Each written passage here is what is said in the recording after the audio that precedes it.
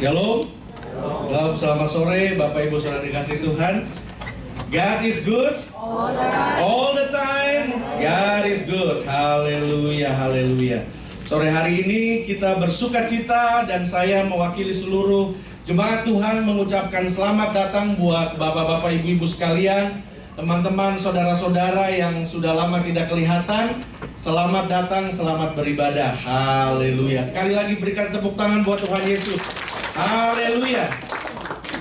Saudara yang terkasih di dalam Tuhan Yesus, pada sore ini kembali saya ingatkan bahwa di dalam gereja ini kita punya tema sepanjang 2017 adalah tahun pembaharuan.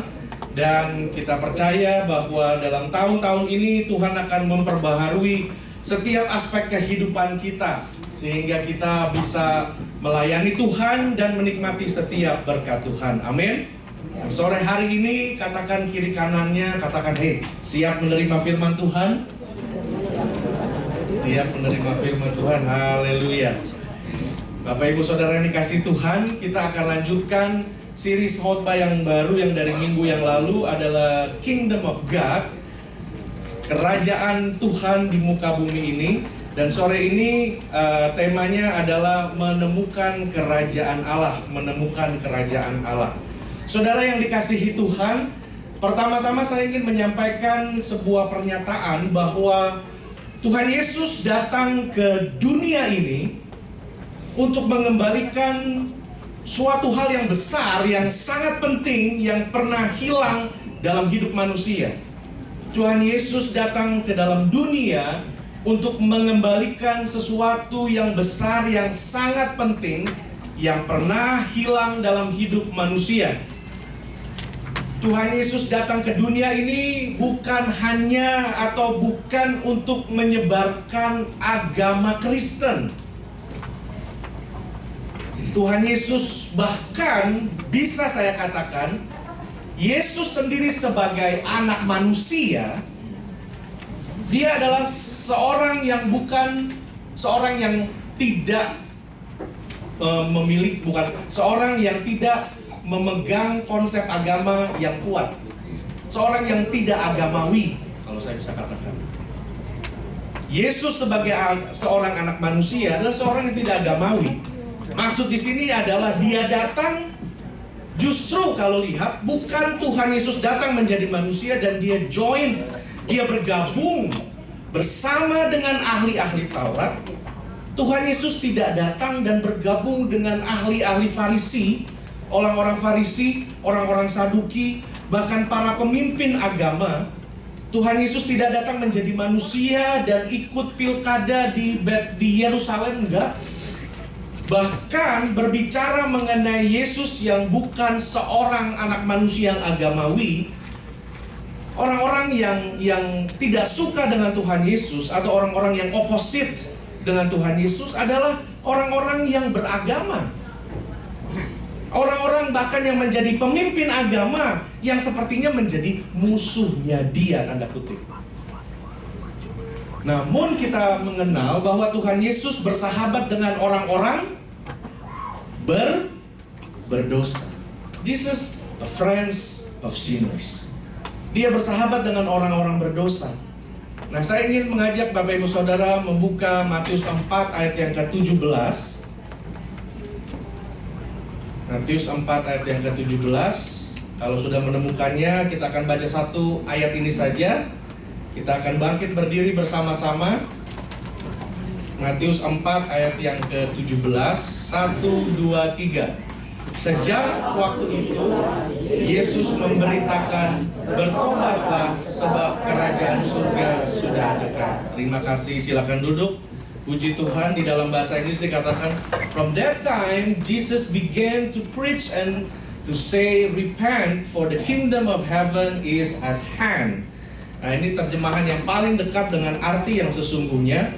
Kalau terjemahan yang lain mengatakan the kingdom of heaven is near, kerajaan Allah itu sudah dekat, tetapi dikatakan sebenarnya kerajaan Allah itu has arrived, sudah ada di sini. Nah, di sini saya ingin mengajak Bapak Ibu Saudara untuk memperhatikan bahwa di dalam kitab Matius 4 ini diceritakan bagaimana Tuhan Yesus ini dibaptis. Sebelum dibaptis juga dia punya saudara sepupu, his cousin, yang bernama Yohanes Pembaptis. Dan Yohanes Pembaptis ini saudara sepupunya 6 bulan lebih tua dari Tuhan Yesus. 6 bulan lebih tua daripada Tuhan Yesus. Namun di dalam Matius 4 ini, pasal yang ketiga dan pasal yang kedua, kita bisa lihat bagaimana Tuhan Yesus mengawali pelayanannya di dunia ini. Dikisahkan mengawali pelayanannya di dunia ini. Dan inilah statement pertama dia, bertobatlah sebab kerajaan surga sudah dekat. Bertobatlah sebab kerajaan surga sudah dekat. Kita perhatikan di sini Bapak Ibu Saudara, pada saat Tuhan Yesus berumur 30 tahun, dia keluar dari rumah dan dia mulai masuk dalam ladang pelayanan. Dan sebelum dia masuk ladang pelayanan, dia dibaptis oleh saudara sepupunya. Dan setelah dibaptis, dia pergi dipimpin roh ke padang gurun untuk dicobai. Nah, satu hal yang menarik buat saya untuk saya bagikan Bapak Ibu Saudara, bagaimana Tuhan Yesus menunggu selama 30 tahun. Tunggu sampai dia umur 30 tahun. Karena di dalam budaya Yahudi saat itu, seorang yang bisa diangkat atau dianggap sebagai rabbi atau rabi itu harus berusia minimal 30 tahun. Dia mempunyai hak untuk bisa mengajar di bait Allah dan mempunyai hak untuk didengar. Karena itu Yesus sekalipun menunggu 30 tahun. Nah, sesuatu yang menarik yang saya ingin bagikan adalah bahwa tidak peduli seberapa pandai, tidak peduli seberapa berbakatnya, bertalentanya seseorang yang harus masuk ke dalam pelayanan harus ada di bawah otoritas dan melalui proses. Karena ini Tuhan Yesus tidak sembarangan langsung keluar dari rumah umur masih muda-muda sebelum 30 tahun. Dia menunggu. Karena dia menyampaikan sebuah universal message, pesan secara umum kepada dunia ini, bahwa engkau harus ada di dalam sebuah otoritas, under authority, dan melalui sebuah proses. Nah, perjalanan bisa saya bagikan kepada Bapak Ibu Saudara bahwa perjalanan hidup saya juga nggak langsung, oh enak ya, jadi pendeta aja lah, enak gitu, dapat persembahan terus bisa jadi kaya katanya. Waduh, itu pikiran yang maksudnya seperti katak di bawah tempurung ya. Nggak seperti itu Bapak Ibu Saudara. Saya mengawali pelayanan saya dengan membawa tas dari seorang pendeta, masuk sekolah Alkitab juga. Setiap weekend bukan langsung berdoa, bukan langsung berkhotbah, tapi ngepel gereja.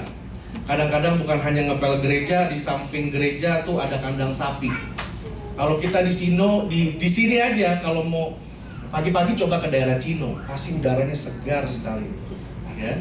Dari segala macam kandang-kandang sapi yang ada di daerah sana tuh anginnya begitu. Nah, dari dulu tuh saya udah ada di dalam proses itu, dan itu selama bertahun-tahun.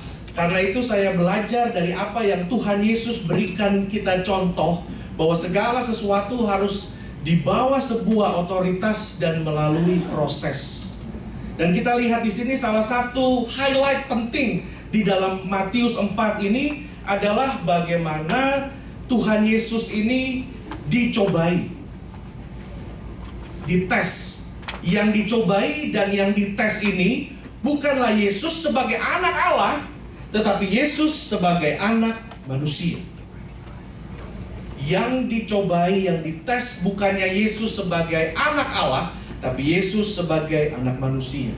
Karena itu adalah cukup menarik untuk membagikan kebenaran ini, bahwa apabila kita ingin masuk dalam pelayanan, dalam pekerjaan Tuhan, minimal kita harus lewat 3 tes yang Tuhan Yesus lalui ini, di mana Tuhan Yesus juga berhasil lulus dari ujian dari tes itu. Yang pertama Bapak Ibu Saudara yang dikasihi Tuhan, Tuhan diuji mengenai hasrat, appetite, manusia ini mempunyai 3 hasrat. Hasrat makan, hasrat minum, dan hasrat seks. 3 ini. Dan pada waktu itu iblis bilang, wah kamu kan jago, rubahlah ini batu jadi roti lah, pasti lebih enak dari 85 degree. Masa nggak bisa? Dan Yesus pass ujian hasrat tersebut. Dan kita lihat ujian yang kedua, yaitu ujian keinginan untuk terkenal. The desire for fame. Yesus anak Allah, aku akan bawa engkau ke bumbungan bait Allah yang tinggi. Dan bait Allah ini ada di City Hall, di mana semua perputaran pekerjaan dan pusat daripada kegiatan ekonomi ada di situ. Dan semua jenis macam-macam manusia ada di situ. Apabila engkau terjun seperti David Copperfield atau segala macam tukang-tukang sulap yang terkenal, jatuhkan dirimu kalau engkau tidak mati, maka sekejap saja engkau akan jadi terkenal. Nah, kita lihat Bapak Ibu Saudara, jawaban Tuhan Yesus. Setiap manusia mempunyai kecenderungan untuk mau dikenal. Kalau kita mau jujur terhadap diri sendiri, dikenal jadi orang yang baik lah. Mungkin gak semua mau punya keinginan untuk terkenal seperti jadi seorang artis atau seorang yang besar sekalipun, tapi setiap orang punya keinginan untuk menjadi orang yang orang lain kenal. Oh kamu kenal itu? Oh iya kenal. Karena itu Bapak Ibu Saudara, di depan sini adalah satu area yang sangat sensitif. Karena semua orang juga mau ada di depan, di bawah highlight lampu dan lain-lain. Tapi ada banyak orang juga tidak mengerti bahwa ada harga yang harus dibayar untuk bisa ada di depan ini. Karena itu kadang-kadang gereja harus kembali ke panggilan awal dan mengerti bahwa apa yang ada di depan ini semata-mata adalah kita semua pelayan Tuhan yang mengundang hadirat Tuhan untuk datang. Tapi bukan di depan ini untuk menjadi American Idol atau yang lain segala macam. Karena itu ujian keinginan tersebut kita harus pass hal yang kedua ini. Kerjakanlah segala sesuatu seperti kita kerjakan untuk Tuhan. Kalau tangan kanan beri, tangan kiri nggak usah kasih. Kalau kita lakukan ini, nggak perlu orang banyak juga untuk tahu. Apa yang engkau, kalau Tuhan ajarkan kita berdoa masuk ke kamar. Karena Tuhan yang ada di tempat, in the secret life, di tempat yang tersembunyi, akan memberkati engkau di tempat yang terbuka. Itu prinsipnya. Kalau kita menemui Tuhan, karena kita lihat pada saat itu orang-orang ahli Taurat pun kalau berdoa di tengah-tengah jalan, saudara, sambil teriak-teriak, suara-suara besar segala macam, untuk supaya, hey, aku ini kan orang baik. Tapi Tuhan ajar kepada kita di ujian yang kedua ini, yaitu ujian keinginan untuk orang tahu supaya, oh itu tuh orang baik. Tapi yang kita bisa dapatkan dari ujian ini adalah kembali belajar mengenai motivasi. Motivasi yang tulus di hadapan Tuhan. Gak perlu ada yang tahu.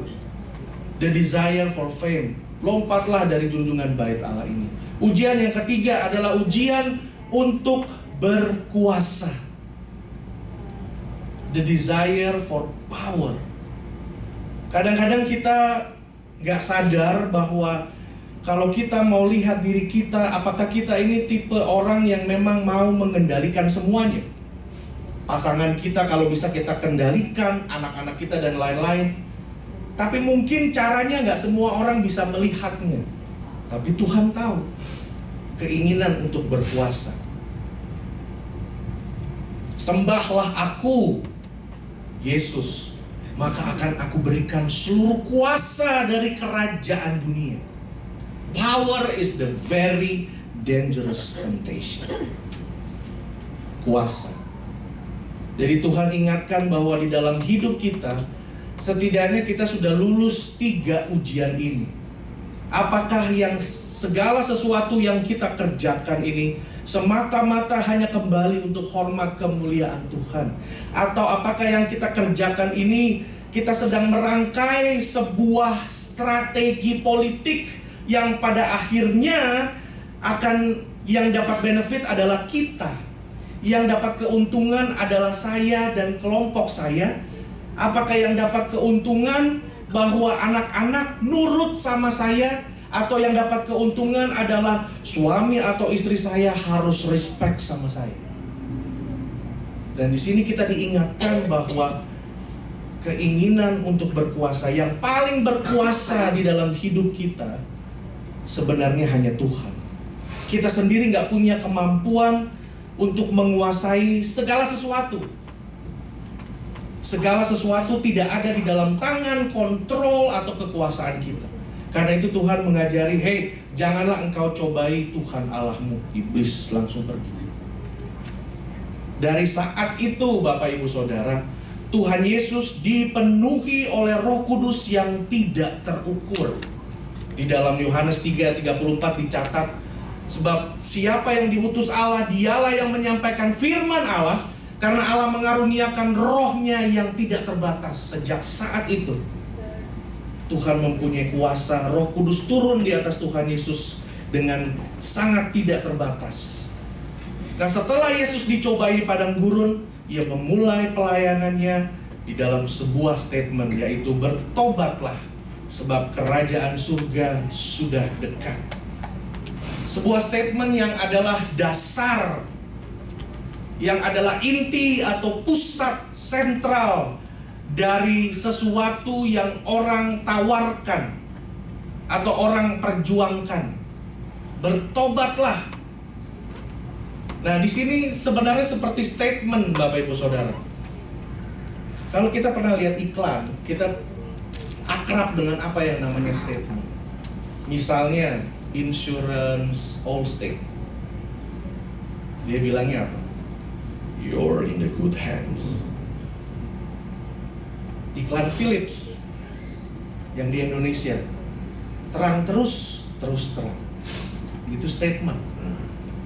Iklan apalagi Toyota, we make it easy for you. Make it easy, yang bayar kan kita juga, Pak. Kita disuruh kredit bayar terus, tapi bilang no worries, bad credit nggak ada apa-apa, bisa dapat mobil. We make it easy for you. We make it easy for you is a statement. Semua orang yang punya usaha, bisnis, segala macam punya statement yang menyatakan kita gereja ini juga ada vision statement, mission statement. Tuhan Yesus punya statement yang pada awal pelayanannya dia sudah katakan, bertobatlah sebab kerajaan Allah sudah dekat. Nah, kata bertobatlah ini Bapak Ibu Saudara, repent, sebenarnya bukan satu kata yang rohani atau kata agama. Sekarang ini kita udah sering dengar, jadi asosiasi kita cepat saja bertobat ya, bertobat jadi baik. Selalu kita hubungkan dengan istilah yang ada hubungannya dengan kerohanian, dengan agama. Padahal istilah ini lekat hubungannya dengan psikologi. Kalau ada orang yang rasanya tidak, bebannya terlalu berat atau apa segala macam, orang katakan, oh, go meet with professional, psikiater. Nah, istilah psikologi itu bertobatlah atau repent, yang artinya adalah to change your mind. Ubah pikiranmu. Ubah pikiranmu.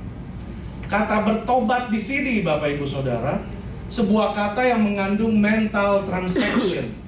Ada sesuatu yang mengandung satu hal untuk merubah cara berpikirmu, merubah ideologimu, merubah konsepmu, merubah pandanganmu, merubah filosofimu, merubah mentalmu. Perhatikan, hal pertama yang menjadi target dari Yesus adalah pikiran kita dan bukan roh kita. Karena roh kita udah mati. Dan yang bisa berbicara, yang Yesus lakukan adalah rubah pikiranmu. Karena kerajaan Allah itu sudah datang. Jadi rubah pikiranmu. Rubah pikiranmu. Karena kita percaya Bapak Ibu Saudara bahwa pertobatan dan kelahiran baru, kedua hal ini bukannya satu kali terjadi untuk seterusnya. Ini bukan one times event yang terima Tuhan, kita berubah, no. Tapi ini merupakan proses seumur hidup kita. Karena itu yang Tuhan tuntut adalah pikiran yang diubahkan. Nah, di sini kita melihat Bapak Ibu Saudara bahwa statement selanjutnya dari Tuhan Yesus adalah supaya kita manusia merubah cara berpikir kita, bertobat. Minggu yang lalu saya katakan, carilah dahulu kerajaan Allah dan kebenarannya, maka semuanya itu akan ditambahkan. Minggu yang lalu saya perhatikan di sini Bapak Ibu Saudara, ditambahkan. Kata ditambahkan nih berarti udah ada apa belum? Kalau saudara makan, saudara makan dibilang mau nambah nggak? Itu artinya tadinya belum makan gitu. Nambah adalah ronde kedua gitu. Kata ditambahkan adalah sudah ada. Jadi pada saat kita mencari Tuhan, kita ada di jalur berkatnya Tuhan yang otomatis dapat benefitnya itu. Tapi apabila kita terus lakukan mencari kerajaan Allah dan kebenarannya, maka segala sesuatu akan ditambahkan kepada kita. Jangan mencari apa yang akan kamu makan, minum, pakai, tapi carilah dahulu kerajaan Allah. Dikatakan di sini, ngapain kamu khawatir dan berkata apa yang kami makan, minum, apa yang kami pakai. Semua itu dicari bangsa-bangsa yang tidak mengenal Allah. Tapi Bapamu yang di surga tahu bahwa kamu memerlukan semuanya itu. Nah, Bapak Ibu Saudara yang kasih Tuhan, kenapa saya katakan carilah dahulu? Kata cari adalah satu bentuk aktif. Bentuk aktif kita untuk mencari, untuk bukan hanya jalan. Kalau bisa lari, kita angkat barang. Kalau kita cari sesuatu, kita kan jalan keliling kemana-mana. Nah, mungkin kita cari, kita hanya duduk. Mana tadi telepon ya? Kacamata, mana kacamata? Kata cari adalah satu sikap aktif yang memprioritaskan Tuhan di atas semuanya. Katakan kiri kananmu, coba, prioritaskan Tuhan. Prioritaskan Tuhan. Kita lihat di sini Bapak Ibu Saudara bahwa carilah dahulu kerajaan Allah, semuanya akan ditambahkan. Minggu yang lalu saya katakan bahwa di dalam sebuah kerajaan, prosperity itu adalah normal. Kekayaan itu normal.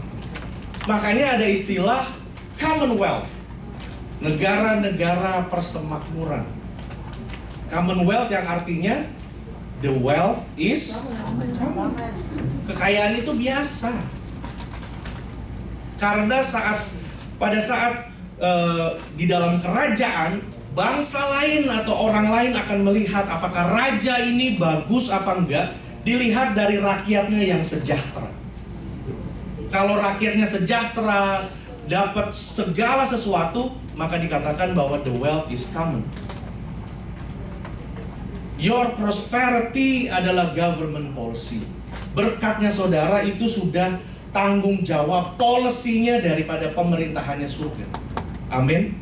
Sudah jadi ketentuan, ketetapan daripada kerajaan surga. Nah, kita lihat di sini Bapak Ibu Saudara, yang Tuhan Yesus katakan juga, mujizat bukanlah sebuah pesan. Mujizat adalah bukti dari kehadiran kerajaan Allah. Katakan kiri kanan, hei, mujizat itu bukti. Mujizat itu bukti. Jangan cari mujizatnya, tapi cari sumber mujizatnya itu. Amin. Cari sumber mujizatnya itu. Karena mujizat adalah bukti dari kerajaan Allah. Di sini kita lihat Bapak Ibu Saudara bahwa rubah cara berpikir. Roma 12 ayat 2. Rubahlah cara berpikir kita. Hari Sabtu yang lalu kita ada youth, dan salah satu discussion yang kita bicarakan adalah perubahan pikiran. Untuk change your mind. Ada contoh-contoh yang kita perbincangkan kemarin. Salah satu contohnya adalah jika Bapak Ibu dari Indonesia tinggal di Amerika, maka ada hal-hal yang harus dirubah, yang harus disesuaikan dengan gaya hidup yang ada di Amerika. Saya bicara ini merupakan hal-hal yang positif, bukan gaya hidup yang negatif. Prinsip dan strategi dari orang yang hidup di sini. Salah satu hal di mana berbeda apa yang kita alami di Indonesia dan di sini adalah apa yang dinamakan keluarga. Keluarga bukan hanya terdiri dari ayah, ibu, dan anak, tapi di Amerika ini keluarga bisa terdiri dari bapak dan anak saja, single family, atau ibu dan anak saja. Tapi mereka tetap a family. Di Indonesia lain lagi. Dan kita melihat bahwa konsep yang seperti ini kita harus mengerti dan kita harus menghargai, kita harus lihat. Pertama, tentang peran ayah dan ibu dalam keluarga. Kalau di Indonesia dulu yang cari uang bapak, tapi di Amerika ini dua-dua, ayah dan ibu, suami istri harus bekerja. Nah, kita lihat ada nilai dan ada sebuah hal yang berbeda dari di Indonesia dan di sini. Hal yang lain juga mengenai pernikahan. Menikah adalah sebuah pilihan dan bukan keharusan.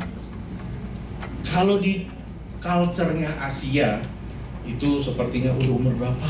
Aduh, nanti tante kenalin lah. Dan sebenarnya itu untuk orang bule ya, agak sedikit nggak sopan tuh sebenarnya kalau kita tanya. Kita udah mulai tanya, kamu udah menikah apa belum, itu nggak bisa ngomong gitu. Kalau we are stranger, ngapain lo nanya-nanya gue gitu, that's my own business, you know? Nah, hal-hal seperti ini harus kita tahu juga supaya membantu kita menjadi orang Kristen yang dikatakan tahu diri dan orang bisa tertarik dengan apa yang ada pada nilai kehidupan kita. Nah, di sini kita melihat yang selanjutnya juga Bapak Ibu Saudara, bahwa ada orang yang menikah atas alasan agama, ada orang juga yang belum menikah, bahkan yang tidak menikah. Tapi kita nggak bisa menaruh satu judge dan membuat perbedaan yang menikah rohani, yang tidak menikah tidak rohani, nggak bisa. Hal yang selanjutnya di Amerika ini adalah privacy. Hampir semua yang berkeluarga memilih untuk tinggal terpisah dari orang tua dengan alasan privacy. Begitupun orang tua mereka. Banyak yang memilih tidak tinggal lagi dengan anak, karena itu anak dari umur 1 tahun udah dikasih kamar sendiri. Nah, di sini kita lihat bahkan rumah jompo pun tidak selalu diartikan sebagai sesuatu yang jelek. Ada orang tua yang mau tinggal di situ juga. Tapi memang di Amerika ini sifat privacy ini sangat luar biasa. Nah, kadang-kadang kita lihat bahwa dari gaya bicara orang Amerika ini selalu yang umum-umum yang dipertanyakan. Kalau kita tanya untuk, gaji kamu berapa, anak kamu berapa, dan lain-lain, itu kalau belum dekat bener nggak bisa diomongin. Dan ini yang harus kita juga sebagai orang Indonesia yang tinggal di Amerika harus mengerti, pengertian dan respect terhadap orang lain. Hal yang lain juga misalnya di acara perkawinan. Orang Amerika ini acara perkawinan kadang cuma 10 orang, saudara. Di Indonesia 10.000. Paling sedikit 1.000 orang. Tapi di Amerika ini privacy. Pernikahan yang simple, kecil aja gitu. Dan gak semua kalau kita mau datang kita harus bilang. Kalau kita dapat undangan, di undangan selalu tertulis RSVP, reservation. Harus kita bilang, saya mau datang 2 orang. Kamu mau makan chicken apa mau makan ikan? Ya kan? Itu kita bisa belajar dari apa yang baik yang dari orang sini lihat. Karena itu change your mind untuk bisa hidup di sini. Dan di situ juga kita lihat bahwa orang yang tidak bisa datang pun bilang, maaf saya tidak bisa datang.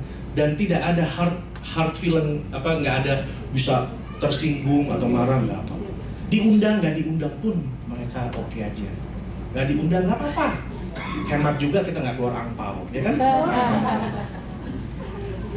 Tapi kalau diundang lumayan, $5 buffet makanya bisa juga. Tapi kita harus mengerti bahwa hidup kemarin di anak-anak muda kita bahas mengenai hal-hal yang seperti ini. Ada juga mengenai kesopanan dan apa adanya. Orang Amerika paling sopan, setiap ketemu orang selalu, hey, how are you? Dulu saya pikir, oh Indonesia, kata orang bule, orang Indonesia, orang yang memang ramah. Menurut saya, orang bule itu sebenarnya lebih ramah.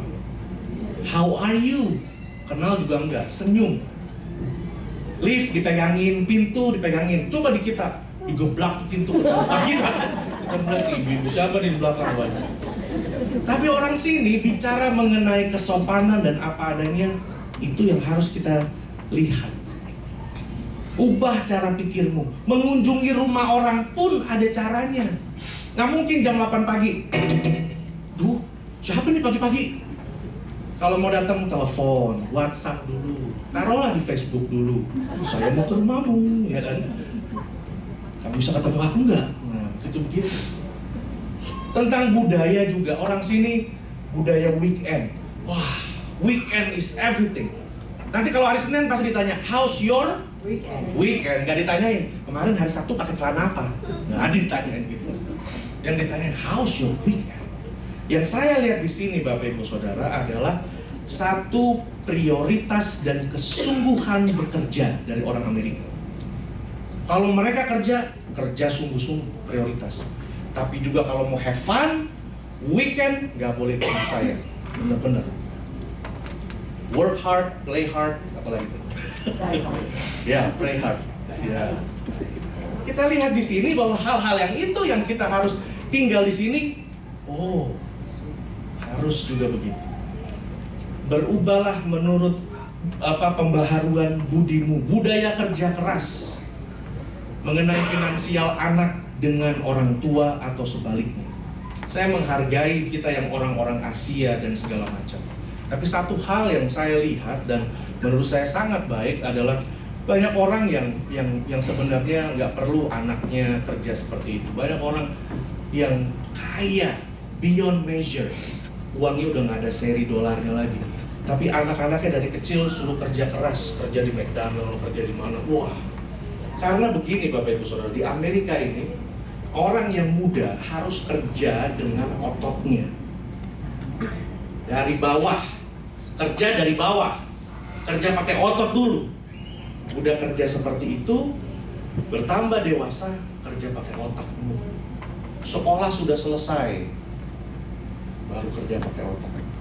Sedangkan tua lagi, kerja dengan orang di bawahmu.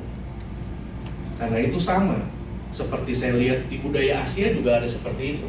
Anak-anaknya disekolahin di Amerika, pulang kerja di pabrik bapaknya, tapi kerja menjadi pegawai, earn dari bawah. Dia harus kerja sama orang, begitu. Belajar dulu kerja jadi employee sama orang lain, supaya engkau tahu satu perusahaan ini dari yang luar sampai yang dalam itu seperti apa. Karena itu di sini semua begitu dilatih dari muda. Harus kerja pakai itu dulu, otot, habis itu kerja pakai otak dan kerja pakai orang lain alias investment. This is America. Pembaharuan budimu harus lihat tinggal di mana. Dan kita lihat bagaimana juga selanjutnya Bapak Ibu Saudara tentang budaya volunteer. Orang Amerika ini paling suka volunteer. Oma-oma tuh ada bisa kadang-kadang nyebrangin anak sekolah di zebra cross. Itu volunteer. Nah, volunteer ini berbicara mengenai inisiatif dan menghargai waktu. Inisiatif dan menghargai waktu. Mereka nggak mau, walaupun mereka sudah nggak bekerja lagi, tapi at least waktu tidak terbuang dengan sia-sia. Beberapa waktu yang lalu saya membahas mengenai waktu. Apakah waktu itu? Waktu adalah sepenggal kekekalan yang Tuhan ambil dari kekekalan. Dan Tuhan menaruh awal dan menaruh akhir. Dan Tuhan menaruh manusia di dalam waktu supaya manusia dipersiapkan menuju kekekalan. Karena segala sesuatu yang ada di dalam waktu itu tidak kekal. Yang kekal itu yang ada di dalam kekekalan. Makanya di dalam waktu ada awal, ada akhir. Ada menabur, ada menuai. Ada menanam, ada melahirkan. Ada melempar batu, ada memungut batu. Ada waktu untuk berperang, ada waktu untuk menangis. Karena itu saya katakan saat ini, Bapak Ibu Saudara, di dalam hidupmu ada pergumulan, ada sakit, penyakit, ada masalah. Pergumulan dan masalahmu ada visitation hour. Katakan pada masalahmu, hey, kamu gak lama lagi dalam hidupku ya. Akan ada akhir dari masalah. Amin. Akan ada akhir. Karena itu kita belajar Bapak Ibu Saudara bahwa segala sesuatu yang Tuhan taruh dalam hidup kita, Dia sudah atur sedemikian rupa. Dan berbicara mengenai kerajaan Allah, Yesus sebagai perwakilan pemerintahan surga turun dan mengatakan, "Hei, bertobatlah, rubah cara pikirmu, karena kerajaan Allah sudah hadir di sini." Minggu yang lalu saya memberikan sebuah ilustrasi tentang bagaimana kerajaan Allah ini memberikan dampak dan efek bagi dunia ini. Saya memberikan ilustrasi mengenai bangsa Belanda, orang Belanda.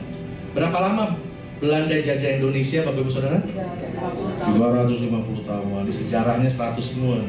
350 tahun. Tapi siapa yang berubah? Orang Belanda jadi kayak orang Indonesia, apa orang Indonesia jadi kayak orang Belanda?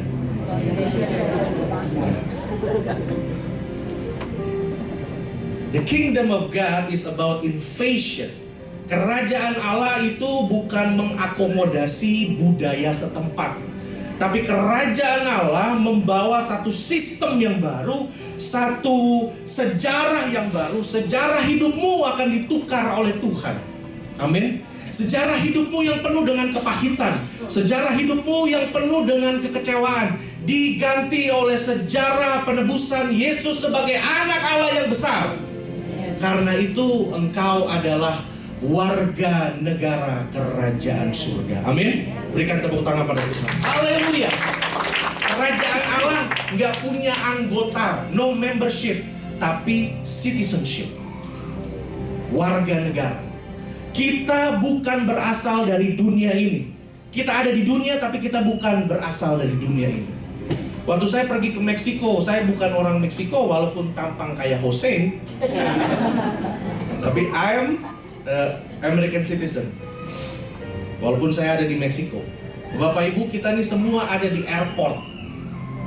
Kita semua ada di airport kehidupan kita. Kita nggak nyewa kamar di airport itu.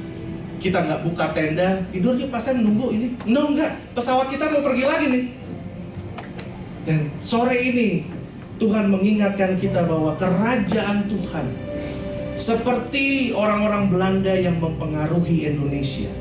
Kita jadi belajar bahasa Belanda. Kita jadi belajar sejarahnya mereka. Kita jadi belajar dansa kayak orang Belanda, nyanyi, cipika-cipiki sun, pipi kanan, pipi kiri, itu kan dari mana? Kalau orang di Indonesia tangannya disun, monggo gitu. Orang Indonesia, kalau orang terpanggil kata-kata biasa aja, dah. Nah, dah itu dari mana, saudara? Londo. Kata dah aja dari Belanda, dah. Orang habis telepon, oke ya, you bye. Di Amerika ini baru bye. Waktu di Indonesia setiap saya telepon, semua teman-teman saya iya ya, you dah gitu. Semua dah. Tapi kita lihat bahwa Belanda berhasil mempengaruhi sedemikian orang Indonesia. Seharusnya Bapak Ibu Saudara, kita sebagai warga kerajaan surga, kita yang bikin pengaruh buat orang lain. Amin. Karena kerajaan surga punya hukumnya sendiri. Di dalam kerajaan surga punya kebiasaannya sendiri. Saya ada bikin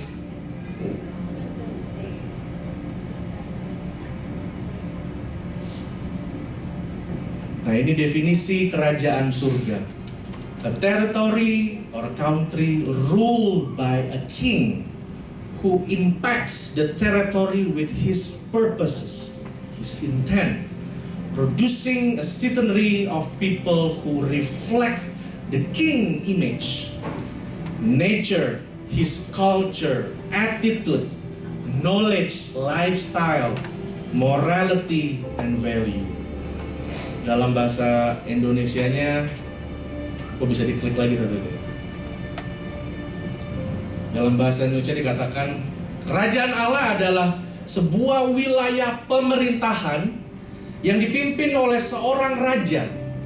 Dan raja ini memberi dampak, memberi pengaruh, bahkan merubah orang-orang yang ada dalam wilayah tersebut dengan memberikan tujuan hidup yang jelas, memberikan niat yang jelas, sehingga memproduksi warga yang terdiri dari orang-orang yang mencerminkan gambarnya raja, karakternya raja, kebiasaannya raja, budayanya raja, sikapnya, pengetahuan, gaya hidup, moralitas, dan nilai dari seorang raja.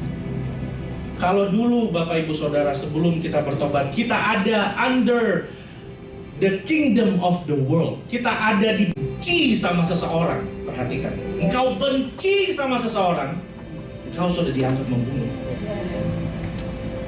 Karena itu kerajaan Allah totally mempunyai atmosfer yang berbeda, hukum yang berbeda, budaya yang berbeda. Di dalam dunia engkau ditabok pipi kiri, oh kaki kanan melayang. Di dalam kerajaan Allah diberi pipi kiri, kita kasih. Musuh harus kita kasihi. Kita lihat bagaimana perbedaan kerajaan dunia dan kerajaan Allah. Di dalam kerajaan Allah memiliki hukum, kebiasaan, adat, budaya yang jauh berbeda dari kerajaan dunia. Karena itu Tuhan katakan, repent, bertobat, rubah pikiranmu. Kerajaan itu sesungguhnya sudah datang. Amin. Nah, setelah ini Bapak Ibu Saudara, saya akan menutup dengan membagikan kesaksian. Saya kenal seorang ibu, dan saya khusus panggil sore hari ini karena kesaksian dia merupakan rangkuman dari apa yang saya bagikan. Beliau akan menceritakan bagaimana ada hidup di bawah kerajaan dunia dan hidup di bawah kerajaan surga. Dua hal yang sangat berbeda. Bagaimana hidup di luar Tuhan dan di dalam Tuhan adalah hal yang sangat berbeda. Karena itu dikatakan, carilah dahulu kerajaan Allah. Segala sesuatu akan ditambahkan, tapi kita cari semua dulu. Kita cari uang, makan, dan lain segala macam. Akhir-akhirnya semua yang kita cari bocor dan gak ada terkumpul apa-apa. Tapi sore ini kita akan dengarkan bagaimana kesaksian ibu ini hidup di bawah kerajaan dunia dan di bawah kerajaan surga, di dalam Tuhan dan di luar Tuhan. I will invite Mrs. Greta to come forward.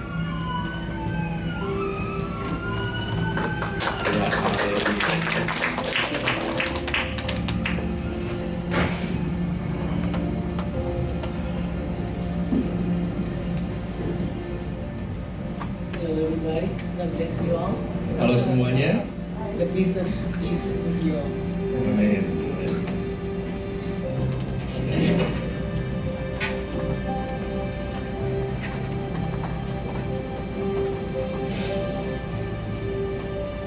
My name is Greta Burrell.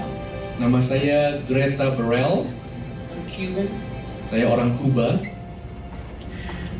I'm 48 years old. Umur saya 48 tahun. And I came from Cuba when I was 12. Saya datang dari Kuba waktu saya umur 12 tahun. I've been through a lot. Saya melalui banyak hal. I wasn't supposed to be born, Saya sebenarnya tidak bisa lahir. so he says. Ibu saya bilang seperti itu. My mother was supposed to get an abortion. but she had one previous a month before, so she couldn't abort. Ibu saya berusaha untuk aborsi saya tapi tidak berhasil. And then I was born premature, Dan saya lahir prematur. and I have many illnesses that almost cost my life. Saya punya banyak penyakit. And then I came from Cuba in a boat, Saya datang dari Cuba dengan perahu. and they put so many people in there that the boat was almost sinking. Mereka taruh banyak orang, hampir aja perahu atau kapal itu tenggelam. But God was always with me, Tapi Tuhan selalu berserta saya. even though I didn't know Him. Walaupun saat itu saya belum mengenal Tuhan. And then I got married when I was 19, Saya menikah pada saat saya berumur 19 tahun. and I have 4 children out of that marriage. Saya punya 4 anak dari pernikahan itu. I was married for 25 years. Saya menikah selama 21 tahun. But Oh, belum. Oh, 25, oke. 25. Berarti semua nggak tidur. 25 ya. And like always, when you don't have the Lord in your life, Dan saya terus hidup tidak tanpa ada Tuhan dalam hidup saya. I lived a miserable Saya marriage. hidup dengan pernikahan yang sangat menyedihkan.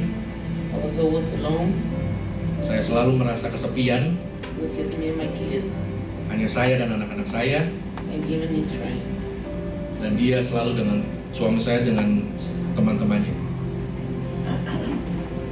When I was on the 20th year of my marriage, Pada saat pernikahan saya berumur 21 tahun, I was going on my 7th pregnancy.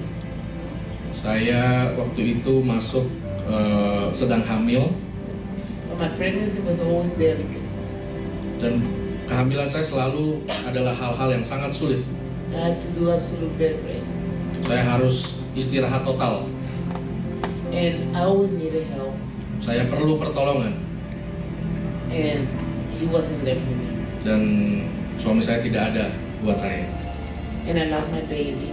Dan saya kehilangan anak saya. I went 20 hours of labor pain.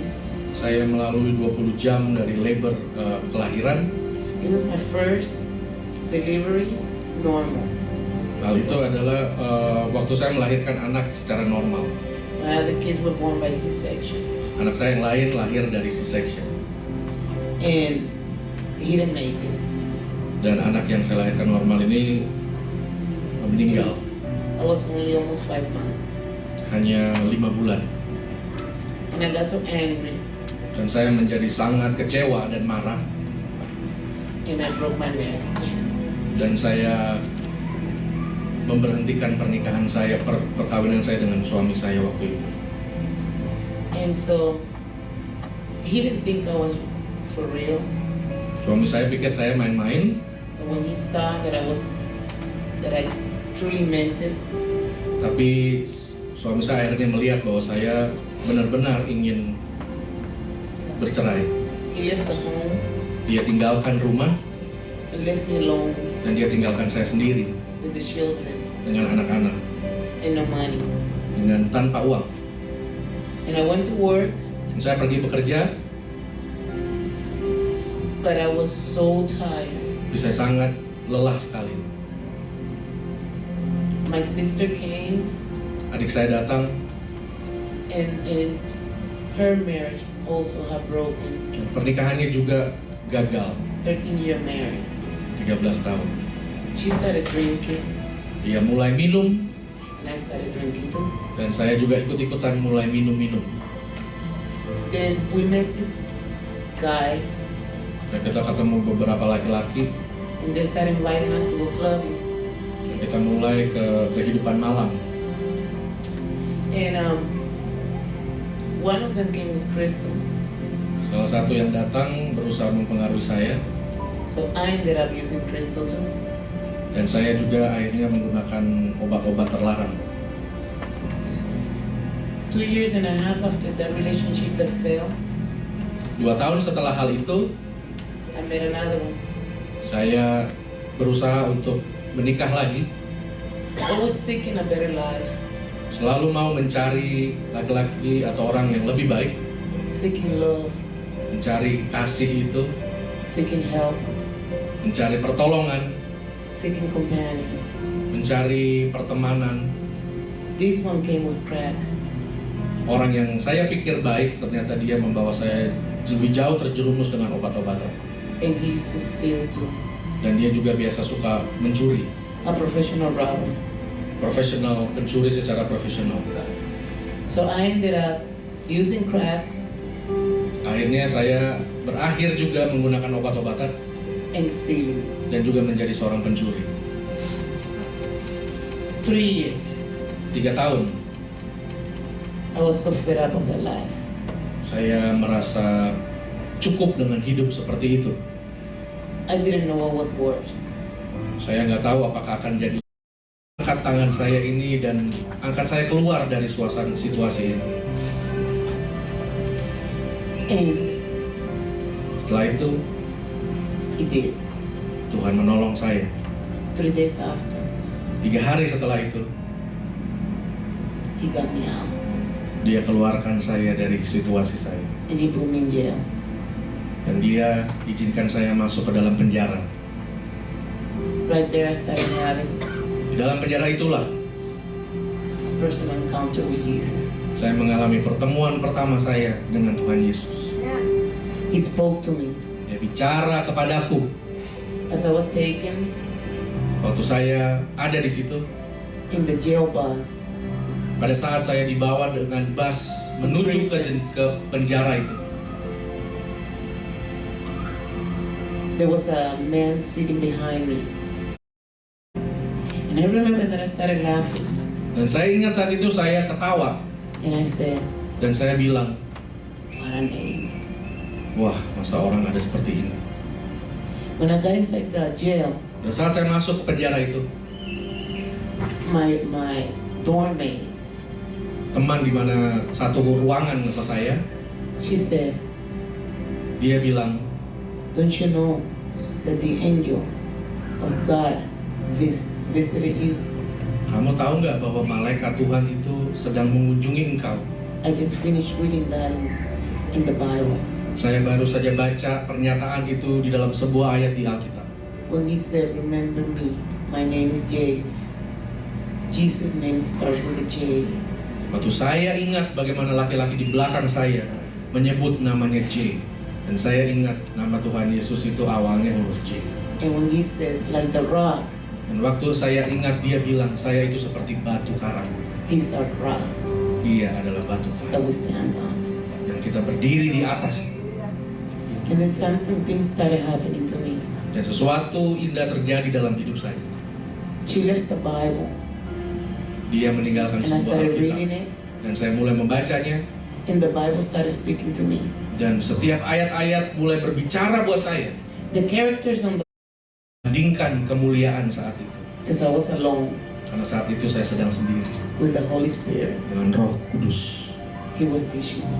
Dia mengajari saya. He told me what was right from wrong. Dia memberitahu saya apa yang baik dari apa yang jahat. He took me step by step Dia memimpin langkah demi langkah. through different books in the Bible Setiap buku-buku, kitab-kitab dalam Alkitab to show me the times untuk mengajari saya mengenai that waktu. have passed through my life. Waktu yang sudah saya lalui. And he told me Dan dia ajar saya that I was living in Egypt bahwa saya sudah dipersiapkan and that the Pharaoh untuk bertemu dengan Tuhan. had me like a slave. And that with his powerful hand, Dan dengan kuasanya yang penuh, tangannya yang penuh dengan kuasa, he took me out dia menjamah saya. and we crossed the Red Sea. Dan dengan kebangkitan yang diajarkan kepada aku. And then he said, Dan dia berkata, through the word in the Bible, di dalam ayat di dalam Alkitab, I am in you saya ada di dalam engkau, and you are in me. dan engkau ada di dalam aku. And the truth Dan kebenaran itu will set you free. akan membebaskan. Haleluya. And the doors of the jail opened. Dan pintu penjara itu terbuka. And it wasn't even my time to get out.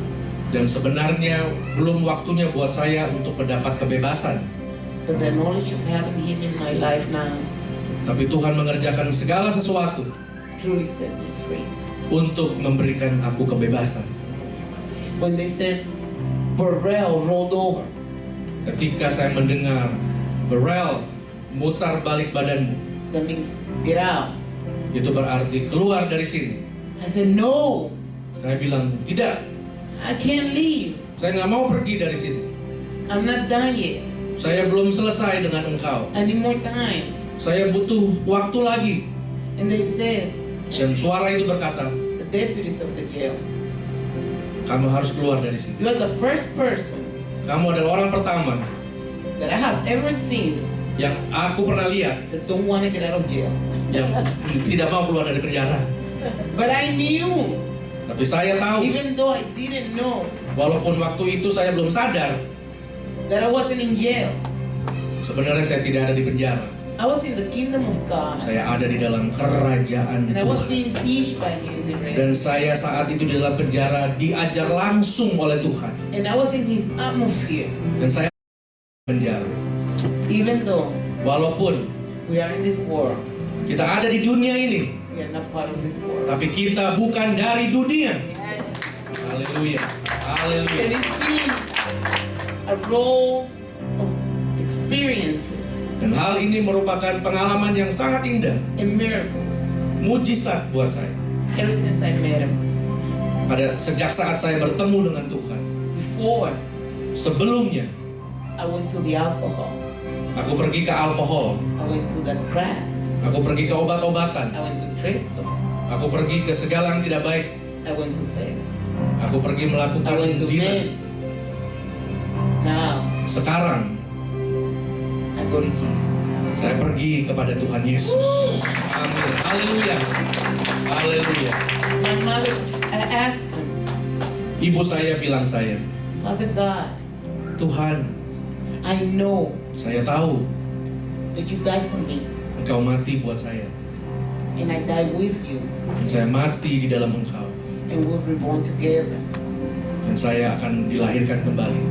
But I really don't understand Tapi saya tidak mengerti how that happened in my life. bagaimana itu terjadi dalam hidup saya. And He told me, Dan Tuhan ajari saya, what you did apa yang kamu sudah buat was very bad, adalah hal yang tidak baik. and you needed to pay for that. Dan ada harga yang harus kamu bayar. But I knew Tapi saya percaya, that you were not going to be able saya tidak akan mampu to do it by yourself. untuk membayar harganya dengan kekuatan saya. You were not going to be able Saya tidak akan mampu to be in jail ada di dalam penjara by yourself. dengan diri saya sendiri. I knew Saya tahu that when you got out, pada waktu saya keluar, you were going to have nothing. saya akan tidak punya apa-apa. Were not going to have your kids. Engkau mungkin tidak akan lagi ketemu anak-anakmu. You were not going to have your home. Engkau mungkin akan kehilangan rumahmu. You were not going to have your car. Engkau mungkin kehilangan mobilmu. You were not going to have your job. Engkau mungkin kehilangan pekerjaanmu. You were not going to have soon after that Engkau mungkin tidak akan pernah punya apa yang pernah kamu miliki. your mom. Ibumu. You were not going to be able to take that alone. Engkau tidak akan bisa temu dia lagi. I had to come with you. Saya harus pergi dengan engkau. And that's when I knew Dan itu yang saya perlukan. what He had done for me. Apa yang dia lakukan buat saya.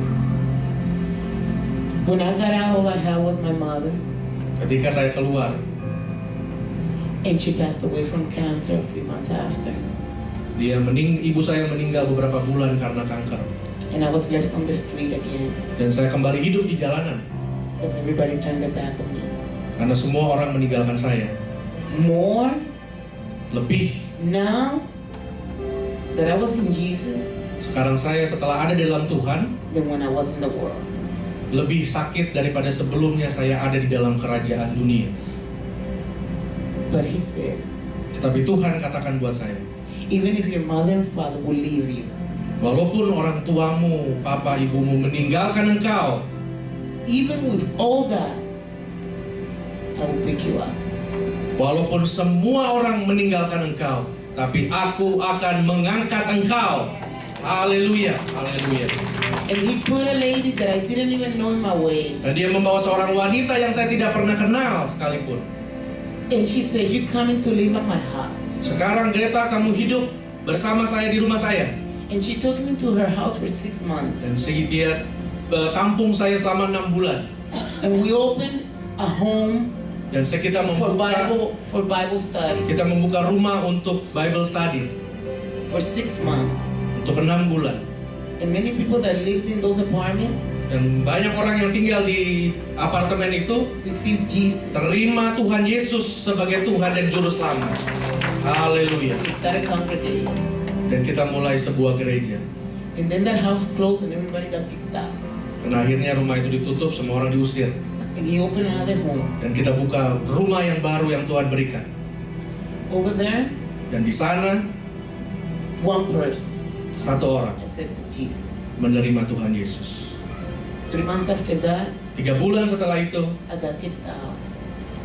kita kembali diusir.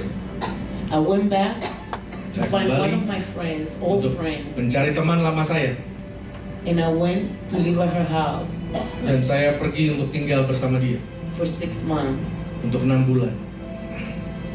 And the children were all using drugs. Semua anak-anak menggunakan obat-obatan. The same sin that the Lord had took me out of, I was signaling them. Masa lalu yang sama di mana Tuhan pernah tolong saya. I evangelized all of those children, Saya injili semua anak-anak itu. and a lot of the things changed. Dan semua mereka berubah dan menerima Yesus sebagai Tuhan dan Juru Selamat mereka. Haleluya. And then I got kicked out. Dan kembali saya diusir. And then I said, "Lord, why am I going through this? Dan saya berkata, Tuhan, kenapa saya mengalami ini terus? If I now have you?" Kan saya sudah menerima Tuhan sekarang. And then he said, Dan Tuhan berkata, "My child, anakku, I'm bringing you through the desert. aku membimbing engkau di padang gurun. I took you out of Egypt, Aku membimbingmu keluar dari tanah Mesir. and now we're going through the desert." Dan kita sedang ada di padang gurun. And then I knew Dan sejak saat itu saya mengerti, that the life of Moses was going through my life. hidup seperti Musa sedang saya alami. And he said, "This Dan is Tuhan just berkata, so that you could get to know me. ini supaya engkau dapat mengenal That your life aku. doesn't depend on you Dan aku mau engkau tidak bergantung kepada dirimu sendiri, or your strength kepada kekuatanmu, or the things you can accomplish. atau segala hal yang engkau akan lakukan. I took everything away from you, Aku ambil segala sesuatu dari hidupmu. and I closed all the doors. Aku akan tutup semua pintu dalam You hidupmu. don't have a job, Engkau tidak akan punya kerja. and you don't have a home, Engkau tidak akan punya rumah. and you don't have children with you, Engkau tidak bisa lihat anak-anakmu lagi. but you eat every day, Tapi engkau akan bisa makan setiap hari. and you have a roof to sleep every day, Engkau akan punya ruang di mana engkau akan bisa tinggal di dalamnya. and you have money Dan engkau akan punya uang. because I'm your provider. Karena aku adalah sumber kehidupan. Haleluya. Haleluya. Saudara yang kekasih di dalam Tuhan, my brother and sister, as we listen to Greta in this beautiful moment, as she has been through a lot, went from the jail, been kicked out so many times, today she would like to offer you something, because we believe in this moment we all have our divine appointment. Kita semua punya janji dengan Tuhan. And Greta would like to offer you something that will be bless your life. I will ask all of you guys, Saya mengundang Bapak Ibu Saudara, if you guys would like to receive the Holy Spirit apabila Bapak Ibu Saudara mau menerima Roh Kudus in your life di dalam hidupmu today, hari ini, right now, saat ini, because He was the one left karena Dialah to satu-satunya take us yang layak untuk disembah. through life Melalui hidupmu to Him. untuk kepada Tuhan. Saat ini Bapak Ibu Saudara, you guys would like to come, I will pray for you guys. Because that's all you have. so today I will invite anybody. Maybe your life has been a prison for you. Maybe your job, your family has been a prison for you. Mungkin hidupmu merupakan sebuah penjara. Mungkin hidupmu seperti Tuhan menyuruh engkau keluar dari tanah Mesir melalui padang gurun. Maybe your past still live inside your life. Mungkin masa lalumu masih terperangkap di dalam hidupmu saat ini. Dan saat ini Tuhan hadir di tengah-tengah umatnya. And in this beautiful moment, siapapun Bapak Ibu Saudara yang mau menerima Roh Kudus, yang mau hidupnya diubah Tuhan, yang mau hidupnya dirubah dan diperbaharui oleh Tuhan, Bapak Ibu Saudara bisa bangkit berdiri. Bapak Ibu Saudara bisa bangkit berdiri. Saat ini Bapak Ibu Saudara, You guys would like to come to the altar. Bapak Ibu Saudara yang merasa butuh Roh Kudus, Bapak Ibu Saudara yang bisa maju ke depan, maju ke depan. Come and get your blessing. Yang